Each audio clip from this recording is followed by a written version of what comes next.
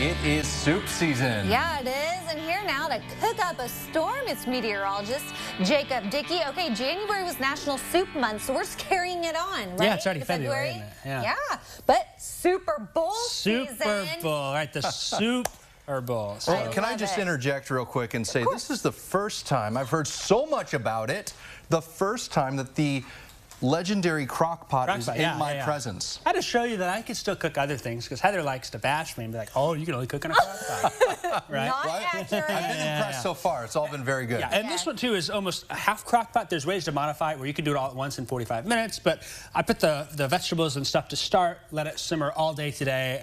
We got to make some meatballs too because we're making Swedish meatball soup. Ooh. Yeah, really good. And okay, so this comes first and then the meatballs. I'm actually going to, just for time purposes, I'm going to talk about the meatballs. We'll talk about the soup part in a bit. Meatballs. You ever made homemade meatballs? Maybe once or twice, but they're so easy to buy in a bag. They really are. So if you want to save some time, just buy some frozen meatballs. However, I like to make my own meatballs. You know, I'm hourly around here, right? So why not? Yeah. So here's what I've got. I've got my meatballs in this tray here. If you use a pound of ground beef and then you mix in some panko breadcrumbs and then you also do a blitz of seasonings. You've got seasonings on there like pepper, onion, garlic. We've got parsley. We've got some allspice and some nutmeg in there. Ooh, lots of flavors. Yeah, lots of flavor in there. And then I made them mini size. So show me, I'm going to put you want to see those meatballs. That's the best part here. They're raw. I'm going to stick them in the oven at 400 for, we're going to do about 10 minutes so they brown on the outside. Depending on your size, might have to be a little bit more, but I just wanted to get that. So is it kind of similar to like doing meatloaf where you're just taking the ground meat and squishing it all together? Them earlier, had them ready to go. Okay. So, they're going to be in there for about 10 minutes or so. And you can wait until your soup has been simmering before about half hour, 45 minutes before you're ready to go because we only need about 10 minutes in there. We'll pull them out. We're going to add that and the other stuff in here. What's the other stuff? Want to know what's in here first off? What I've got some smoke, some of the smell coming out here. Good. It does smell good. It's got some vegetables in there. So I've got some carrots and some onion and some celery that are diced. I put in a little butter. Did you dice those carrots yourself? By hand, every single one of them. Be quiet. No, I have one of those. Serious?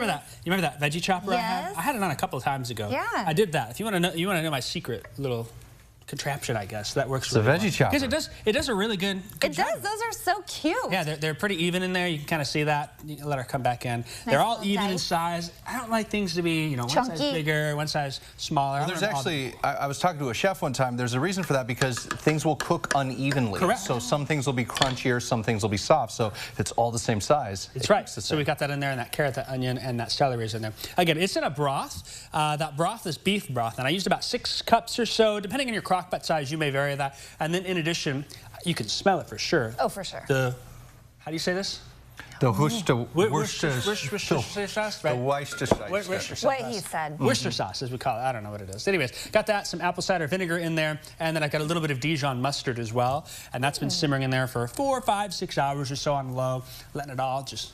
What do the flavors do? They're talking. They're talking to each other. Doing a little chit-chatting. Okay. So we got that in there. When did the noodles come in? The noodles are going to come in next. What we're going to do is when we come back, we're going to have our meatballs out of the oven, of course. We are going to add our noodles. I'm also going to put in a little bit of heavy cream in there, and that's going to be probably during the break when we come back. It should be pretty close to done, so you guys can try it, and it's going to be delicious here.